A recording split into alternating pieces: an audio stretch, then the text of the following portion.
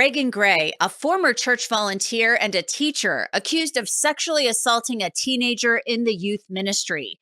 I have 5 disturbing claims made against Gray in this case. Thanks for joining me for Crime Fix. I'm Angenette Levy. Reagan Gray was a teacher at 2 different schools in Little Rock, Arkansas, but the allegations made against her involve a boy who was 15 and 16 at the time and stemmed from her volunteer work at Immanuel Baptist Church back in 2020. An affidavit charging Gray with first-degree sexual assault says in 2020, the church's head pastor confronted her about text messages the boy's parents discovered. The affidavit says Gray claimed the relationship was not physical. The teen's parents actually told Gray to stop messaging their son, and the church sent her to counseling, but then allowed her to return to that student ministry. But then, according to an FBI agent who worked on the case, Gray disclosed in a counseling session last fall that she and that teen boy had continued to communicate on Snapchat and other social media apps. This is a Law&Crime legal alert. Google Incognito is accused of tracking users' browsing data without their knowledge. Mass Tort Alliance, one of our legal sponsors, is helping users file for compensation because they believe Google misled users about the privacy of their incognito browser. If you've used Google Incognito anytime since 2016, you can start your claim in less than 10 questions. Just go to incognitoclaims.com/crimefix. Again, that's incognitoclaims.com/crimefix. I want to bring Jonna Spilbor in to discuss some of these allegations. Jonna, it's very vivid, very graphic. This woman, Reagan Gray, is accused of approaching a boy in the youth ministry at her church. And then one of the things she's accused of doing is encouraging him to send naked photos of himself. And then she is accused of sending photos of her chest, her buttocks, and her vaginal area to him on a daily basis. Your thoughts? Well, first of all, the irony, right, of being a volunteer at a church and engaging in this type of behavior is just adds to the horribleness of it. But I don't know what kind of defense this person is going to be able to mount because, I mean, look, they weren't even trying to be all that smart about this salacious behavior. And I don't think there's any doubt in her mind that she was dealing with a minor. Interestingly, though, I read that she's only charged with a single count of sex assault, which is very odd when you consider that they had a texting relationship for quite a long time. They could also add charges at grand jury. I mean, at this point, she's charged in county court and she has another court appearance coming up in June. So they could always go to the grand jury and add additional charges. Do you see that possibly happening? Yes, that could happen. But the other thing, I mean, the elephant in the room, if you don't mind, is when we are dealing with these types of cases, specifically older female person in a position of power, I'll put that in air quotes, like a teacher, or in this case, the volunteer at the church, and a younger child who's male. For some reason, a lot of prosecutors and a lot of people tend to not give the defendant a pass, not at all, but they don't look at it as harshly as they would if it were reversed. And that does not seem to be changing. And we can go back to a lot of these cases from 15, 20 years ago. It just doesn't seem to be changing. And that's a phenomenon that I can't quite understand. That's interesting you point that out. She's free right now on bail. We'll be back in court in June. So it'll be interesting to see how they handle this.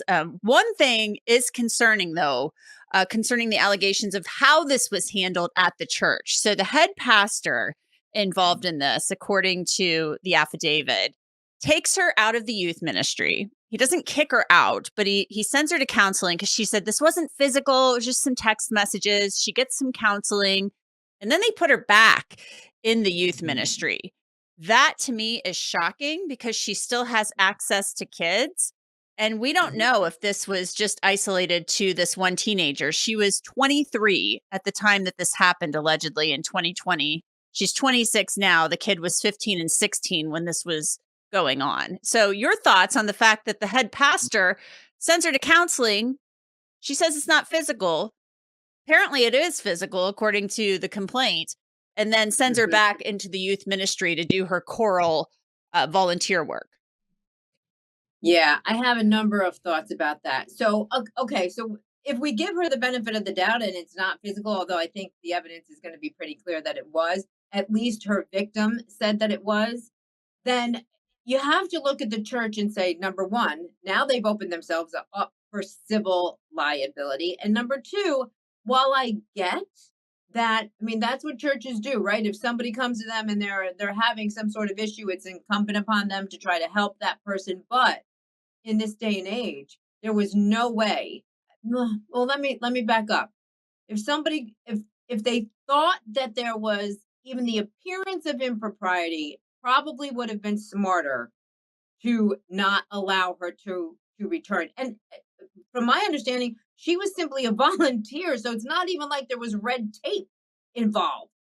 So that is just really, unless the church's position is we believe her, but that's going to have to play out right in a criminal court. Most definitely. And I'm going to have an update for you on the head pastor here in just a minute or two. Let's go to our next allegation involved in this. And it's the teen identified. He's identified as V1 in the affidavit, said that he and Gray did not have penile/vaginal intercourse. They wanted V1 to stay pure. So this involved Gray allegedly performing oral sex on this boy, and then him in turn doing some things digitally to her. Yikes. So we're talking about church stuff here, staying pure. And this was kind of some weird rationalization, according to the document, that this would help him stay pure because it wasn't going all the way, I guess. You know what that is? That's sick. That is a perpetrator who is sick, and they'll probably never be able to prove or disprove that they had carnal knowledge of each other, because I don't think this was caught in time where there could be DNA to substantiate that. But that's predator mentality. That is absolutely predator mentality. And again, it won't matter much in the eyes of the law, because in that state, sex assault, that's all encompassing. And she's still looking at anywhere from 10 to 40 years for a single count of sex assault. So nice try. I think that's going to fall on deaf ears in terms of being a valid defense. They've got her Snapchat, they've got her TikTok, they've got, I'm assuming, her phone. I mean, they've noted all of these things they have in the paperwork. They're still looking through it. You know, an FBI task force is involved in investigating this. So more charges could be coming. She's also been a teacher at some other schools. She's on leave from the Sylvania Hill Academy. She had been a teacher at the Little Rock Christian Academy. We're trying to figure out why she left that school. I Mm. think we might be able to guess that maybe something was going on. We don't know that. We don't know that, but we're trying to figure that out. But when we're talking personnel issues, things can get a little hinky. There could be a lot more there, Jonna. So, how do you defend this case? Yeah, that's going to be very, very difficult. So, first and foremost, I mean, I suppose all defense attorneys have to look at the evidence that's either available or going to be made available before you can decide how you're going to present your defense.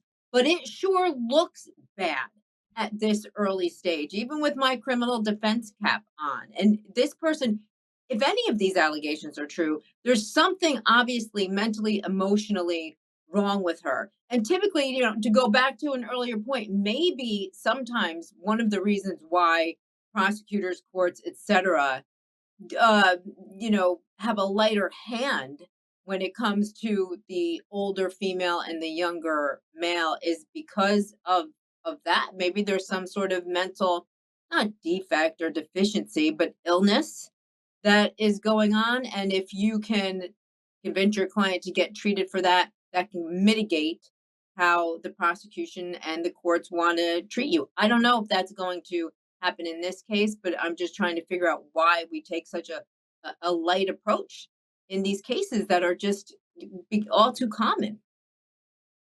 It would be interesting for a prosecutor to come out and say it, to get some Yeah. comments from them. And maybe we will in some other cases. There are a couple of others that I've looked at over the last several months that I'm interested to see how they pan out.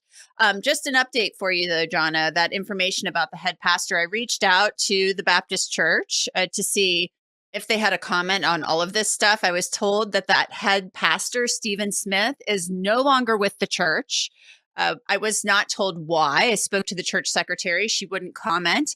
She connected me with somebody who's filling in. That person's out of town for the entire week. So that person's not going to be commenting. But the head pastor, who was kind of involved in putting her in counseling, letting her come back into the counseling or to the youth ministry, and then he was interviewed by the FBI with regard to these allegations. He's gone. So there's my big update on the Baptist Church. And as I mentioned, she will be back. Reagan Gray will be back in court in June. Jonna Spilbor, thank you so much. Thank you. And that's it for this edition of Crime Fix. I'm Angenette Levy. Thanks so much for being with me. I'll see you back here next time.